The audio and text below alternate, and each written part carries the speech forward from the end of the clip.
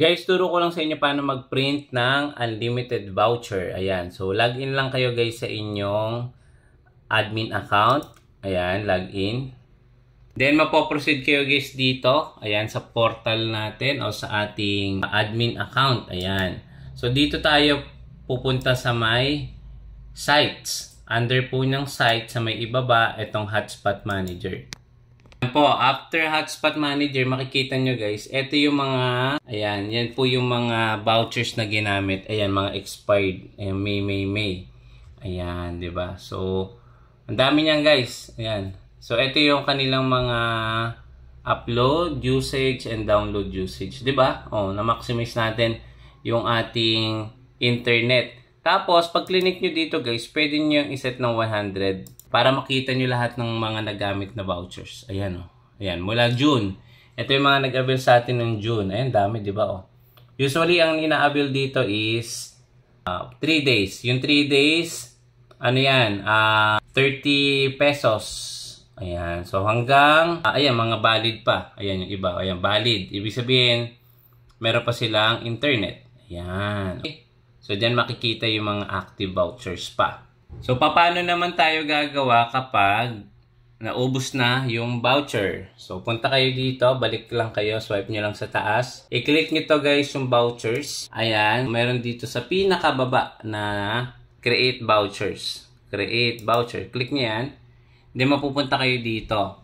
So, ang kailangan nyo lang gawin guys dito is mag-set up. Sample, yung code length. Sample, 1, 2, 3, 4, 5, 6. Hanggang 8. Hanggang 10 pwede. So, ngayon gagawin natin guys hanggang 8. Ayan. Hanggang 8 yung code. Tapos yung amount, print tayo guys ng 100. Sa duration, maglagay tayo guys ng custom. Click nyo yung custom. Then, click dito. Days. Then, ang ipiprint natin for today's video ay 3 days. Kasi yan po yung madalas maubos. Kapag na-click nyo na, yung rate limit naka-default. Huwag nyo lang iset sa traffic. Default na lang. So, sample, ang internet nyo nasa 200 Mbps. Mga 50 to 70 Mbps kayang magamit nung vouchers na yon. Okay, so, click nyo lang save. Again, tandaan nyo, yung code length, amount, tapos yung limited use, siyempre, 1 voucher, 1 device only. Okay? So, kailan may expired? 3 days. Ilang piraso? 100 pieces na voucher. Click save. Ayun. So, na-save na. So, makikita nyo guys dito. Ayan. Duration 3 days. Ayan. So, yung ating page ay gagawin natin 100 para mabilis lang i-print. Then, makikita nyo guys dito. June 17. Ayan. Kung kailan siya print.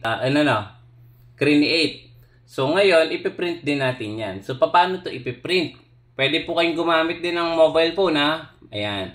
Mas prepared ko lang itong laptop kasi available naman sa atin. Ito, print all unused user. Unused voucher pala. Or meron ditong print selected voucher. So ngayon, ang ipiprint lang po natin yung 100 vouchers na 3 days na ginawa natin ngayon. Okay? So ngayon, paano nyo mapipili lahat yung 100? Hindi na isa-isa. Ang kailangan nyong gawin sa may baba, ayan, dito sa may showing, ang iset nyo palagi is 100 page. So, pwede naman kung 10 or ilan ba? Ang may option kasi dito, ayan 10, 50, 30, or 50. So, ito is yung quantity. So, 100 yung ating ipiprint na voucher. Okay? So, ngayon, panik tayo sa may itaas, sa may dulo. Ayan, ito ang kiklik nyo. Ayan. Para isang click nyo lang yan, masaselect na yung 100. Ayun, naselect na lahat. Mula umpisa hanggang dulo yan, naselect na natin, 100. Para isang printant na lang. Okay? So ngayon punta tayo dito, makikita nyo, ayan, may option na siya. Print selected voucher. Click nyo yan. Ayan na siya. Ayan o. So mapiprint na yan. So, connect lang to sa ating printer. Ayan. Pwede kayo magpa-print sa inyong computer shop. Punta lang kayo. So, eto guys, yung laki nito, etong typewriting na to is letter or short. Pero ako, ang prepared ko guys, nilalakihan ko pa tong vouchers. Nilalakihan ko pa siya. So ngayon, meron ka dito makikita na more setting sa may baba. Ang size na ginagawa ko, 120. Ayan. So ganyan ang kasyang kalaki. O, sa isang bond paper, 1, 2, 3, 4, 5, 6, 7. 1, 2, 3, 4, 5, 6, 7. So 14. Ang ginagamit ko lamang dito guys na na bond paper, yung may yung may print, yung mga used bond paper na. So mamaya papakita ko sa inyo sa printer. Okay? So para hindi aksayado sa sa typewriting or bond paper. So ngayon, i-click lang natin to guys yung print. Okay? So ngayon punta muna tayo guys sa ating printer. Ayan, naka-ready na yan, ready to print. Labas lang tayo. Nandito yung printer natin. Ayan. So i-set ko lang to guys ng short. Wait lang. Ayun makita. Ayun. Ayun. So, click natin tong okay. Naka A4 siya. Dapat ito ay maging letter. Iset lang natin siya ng letter. Ayan. Ayun. So, A4 letter. So, ito yung mga natin, pang-print natin dito sa store. Siyempre, hindi yan yung gagamitin natin. Kukuha tayo guys ng mga use na mali na mga typewriting. So yan guys, ito may mga sulat na. So ito yung gagamitin natin, scratch na typewriting. Yan guys, balik tayo sa ating computer. So yan guys, nandito na tayo, print na natin. So naka-ready na yung ating mga vouchers. Okay, so balik tayo dito, voucher, saan ba yun? X ulit natin. So click natin, print, ayan. Yung ating size, usually talaga nilalakihan ko kasi naman yun, scratch na yung ginagamit natin. So, ayan, ganyan kalaki siya. Then, click print. Yun. So, wait lang natin guys doon. Mag-print sa ating print. Ayan na guys, nagpiprint na siya. Ayan. So, pwede kayo guys magpa-print sa inyong nearest computer shop or kung meron kayong available na printer para hindi na kayo magbayad ng print. Pero kapag nag-purchase naman kayo guys, meron kayong free na 400 initial vouchers para magamit nyo for the meantime. After po nun, 1 year po siyang unlimited voucher.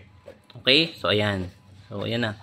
So, ganito siyang kalaki, guys. Ayan. So, sa isang bond paper, 14 yung vouchers na yan. Guys, bali, yung ating code ay 8. Pero usually, yung iba hanggang 6. Pwede hanggang 10.